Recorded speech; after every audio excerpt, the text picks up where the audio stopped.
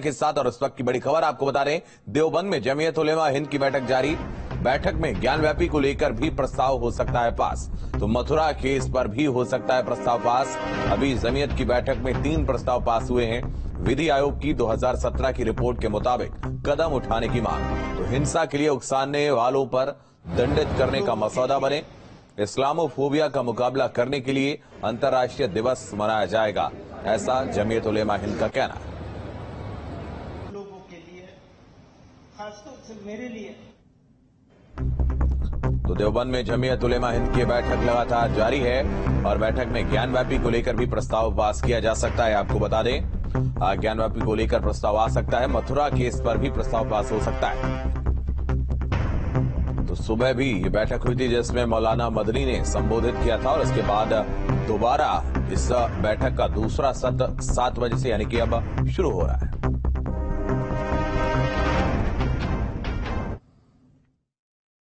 जमीयत उलेमा हिंद के राष्ट्रीय महासचिव हमारे साथ बातचीत के लिए मौजूद हैं। उनसे हम बातचीत करेंगे क्योंकि 3 जो प्रस्ताव रखे गए थे उन पर मोहर भी लग चुकी है। सबसे पहले बातचीत कर लेते हैं। स्वागत है आपका हमारे साथ बातचीत में। मैं जानना चाहूंगा जो 3 प्रस्ताव आपने जो पारित किए हैं जमीयत की तरफ से, वो कौन से प्रस्ताव हैं और क्या कुछ उसमें प्रस्तावों में कहा गया है? देखिए, एक प्रस्ताव है सद्भावना मंच का। उस सिलसिले में हमारे सभी बुजुर्गों ने, साथियों ने उसे बहुत पसंद किया और मुल्क भर में एक निज़ाम के तहत करने का अज़्म किया है ताकि जो हालात तेजी के साथ खराबी की तरफ बढ़ रहे हैं उनको कंट्रोल किया जाए। फिर इसी तरह से हमारी दूसरी तजवीज़ थी जो इस्लामोफोबिया के हवाले से मुल्क के मुख्तलिफ इलाकों में मुख्तलिफ अंदाज से लोग जज्बात में मुब्तला होकर के गुफ्तगू करते हैं और तकरीरें करते हैं जिससे मॉब लिंचिंग के वाक़यात पेश आते हैं और कहीं न कहीं लोग हादसे और हालात के शिकार होते हैं। उस सिलसिले में भी एक तजवीज़ लाई गई है। एक आखिरी सवाल, मदनी जी जब मंच पर थे तो कई बार भावुक हुए, उनकी आंखों में आंसू देखे गए। उन्होंने ये कहा ये देश सभी का बराबर है लेकिन दोहरा मापदंड कहीं न कहीं अपनाया जा रहा है, तो उसको लेकर क्या कुछ कहेंगे? जिनकी इतनी कुर्बानियां रही हों, जिन्होंने अपनी मेहनत और कोशिश से कुर्बानियां देकर के मुल्क को आज़ाद कराया हो और फिर ऐसे हालात में आने के बाद आज सूरत हाल ये पैदा हो जाए, तो इस वजह से जाहिर है मुल्क के जिन हालात से हम गुजर रहे हैं, तो एक जिम्मेदार शहरी को, जिम्मेदार आदमी को तो फिक्र होनी चाहिए। तो उन्हीं चीज़ों का हवाला दिया है। धन्यवाद हमसे बात करने के लिए। तो ये थे हमारे साथ जमात उलेमा हिंद के राष्ट्रीय महासचिव जिन्होंने हमसे बातचीत की और अपनी बात को कैमरे के सामने रखा। वीडियो जर्नलिस्ट पुनीत के साथ हिमांशु शर्मा, न्यूज स्टेट, देवबंद। जमीयत उलेमा हिंद के देवबंद में चल रहे 2 दिवसीय कार्यक्रम का पहला सेशन अध्यक्ष मौलाना महमूद मदनी के भाषण के साथ संपन्न हुआ, जिसमें मदनी ने कहा कि नफरतों की दुकान खोलने वाले मुल्क के दुश्मन हैं। इशारों इशारों में आरएसएस पर आरोप लगाते हुए मदनी ने कहा कि अखंड भारत की बात करने वाले देश को बांटने में लगे हैं और इस मीटिंग में देश के मौजूदा हालात और धार्मिक स्थलों को लेकर बढ़ रहे विवाद और कॉमन सिविल कोड जैसे मुद्दों पर भी चर्चा हो रही है।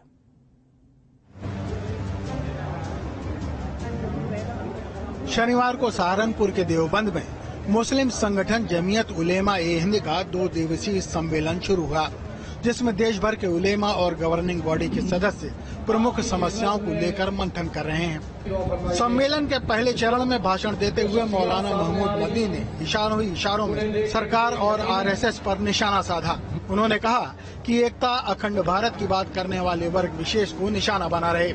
मदनी ने कहा कि ये मुसलमानों की तंजीम नहीं बल्कि इंडिया की तंजीम है। आपको ये गलतफहमी दूर कर लेनी चाहिए कि ये भारत के मुसलमानों की तंजीम है। ये भारत के मुसलमानों की तंजीम नहीं है, ये भारत की तंजीम है। ये इंडिया की ऑर्गेनाइजेशन, इसकी कमजोरी इंडिया को कमजोर करेगी। नेशनल सेक्रेटरी मौलाना नियाज अहमद फारूकी ने कहा कि देश में मुस्लिम शासकों और इस्लामी संस्कृति के खिलाफ बेबुनियाद आरोप जोरों से फैलाए जा रहे हैं, जिससे दुनिया में देश की बदनामी हो रही है। जमीयत उलेमा हिंद ऐसी दुर्भावना को रोकने के लिए देश भर में 10,000 से अधिक स्थानों पर सद्भावना संसद आयोजित करेगी। और जिस तरीके से अब हमने एक सद्भावना मंच का यहाँ से ऐलान किया कि ये जो धर्म संसद हो रही है, जहाँ पे मारने काटने की बात हो रही है, उसके खिलाफ हम पूरे मुल्क के अंदर सद्भावना मंच बनाएंगे और कम से कम 1000 का लक्ष्य दिया गया है। कार्यक्रम में शामिल मशहूर शायद नवाज देवबंदी ने भी सद्भावना संसद की कोशिश की तारीफ करते हुए चंद लाइनें पेश की। तो मैंने तो कहा था कि मोहब्बत के चिरागों को जो आंधी से डराते हैं, मोहब्बत के चिरागों को जो आंधी से डराते हैं, उन्हें जाकर बता देना कि हम जुगनू बनाते हैं, हम मोहब्बत के जुगनू बनाते हैं और हम ये चाहते हैं कि ये जुगनू नई रोशनी करें। कार्यक्रम में आए AIUDF के सांसद बदरुद्दीन ने कहा कि महमूद मदनी जो भी फैसला लेंगे देश के मुसलमान उसे ही फॉलो करेंगे। सदर साहब का जो हुक्म होगा पूरे हिंदुस्तान का मुसलमान उस पर अमल करेगा। मदनी ने साफ किया है कि नफरत का जवाब कभी नफरत नहीं हो सकता, हम नफरत का जवाब मोहब्बत से देने वाले लोग हैं।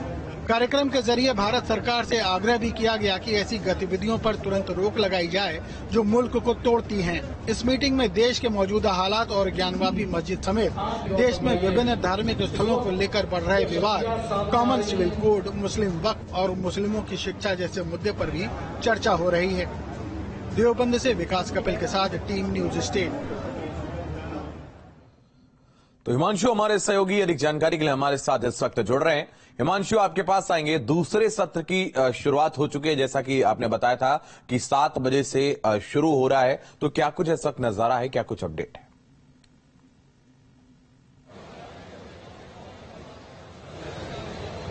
देखिए 7 बजे से दूसरे सेशन की शुरुआत होनी है।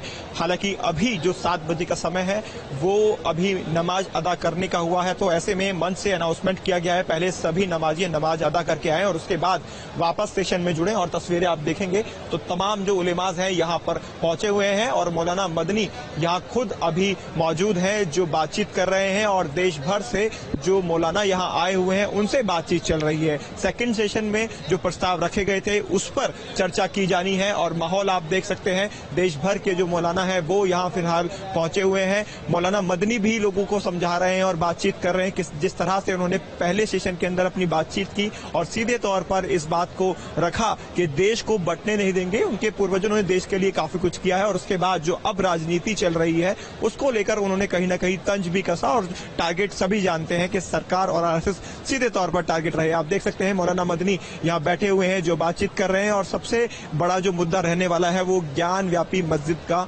मुद्दा रहने वाला है जो कि प्रस्ताव में शामिल है। उसको लेकर प्रस्ताव में क्या कुछ कहा जाएगा, प्रस्ताव में क्या कुछ निकलकर सामने आएगा, ये देखना होगा क्योंकि 7 बजे का समय तो हो चुका है और तमाम उलेमाए और जो तमाम जो लोग हैं वो भी यहाँ पर इकट्ठा हो चुके हैं ईदगाह की इस जगह पर जहाँ पर ये पांडाल सजाया गया है। और एक बार विजय से कहूंगा तस्वीरें आप देखें, यहाँ पर 2000 से ज्यादा की संख्या में जो लोग हैं वो यहाँ पर फिलहाल मौजूद है। लेकिन समय 7 बजे का है और 7 बजे ही नमाज अदा की जाती है, तो ऐसे में पहले जो नमाजी हैं वो नमाज अदा करने के लिए गए हैं और उनसे ये कहा गया है जैसे ही नमाज हो जाए और उसके बाद वो वापस यहाँ पांडाल में पहुंचेंगे और उसके बाद जो मदनी जी हैं वो मंच पर पहुंचेंगे और जो ज्ञान व्यापी मस्जिद का मसला है उस पर शायद कुछ सुनने को मिले क्योंकि सभी मस्जिद मौलाना मदनी से ये जानना चाहते हैं कि ज्ञान व्यापी को लेकर जो जमात उलेमा हिंद है इसका रुख क्या है, क्योंकि बीच में ये कहा गया था अगर इनके हक में फैसला नहीं रहता है, अगर कुछ भी नेगेटिव होता है तो यहां से दिल्ली के लिए भी कूच की जा सकती है। ऐसी तमाम बातें सामने आई थी, तो ऐसे में क्या रुख रहने वाला है वो देखना दिलचस्प है। 20 प्रस्ताव कुल रखे गए हैं। 20 प्रस्ताव में से 3 प्रस्तावों पर अब तक मोहर लग चुकी है, यानी कि पहले सेशन में 3 प्रस्तावों को हरी झंडी दिखा दी गई है। तीनों प्रस्ताव हमने आपको बता ही दिए हैं कि ऐसे लोग जिनके साथ जुल्म होता है, जो मुस्लिम धर्म से ताल्लुक रखते हैं, उनके लिए कमेटी का गठन यहाँ पर किया जाएगा। और उसके बाद जो दूसरा प्रस्ताव रखा गया है वो 14 मार्च यानी कि ये वो तारीख रखा जाएगा जो मुस्लिम हिमांशु, आपका हमारे साथ जुड़ने के लिए, तमाम जानकारी के लिए बहुत शुक्रिया।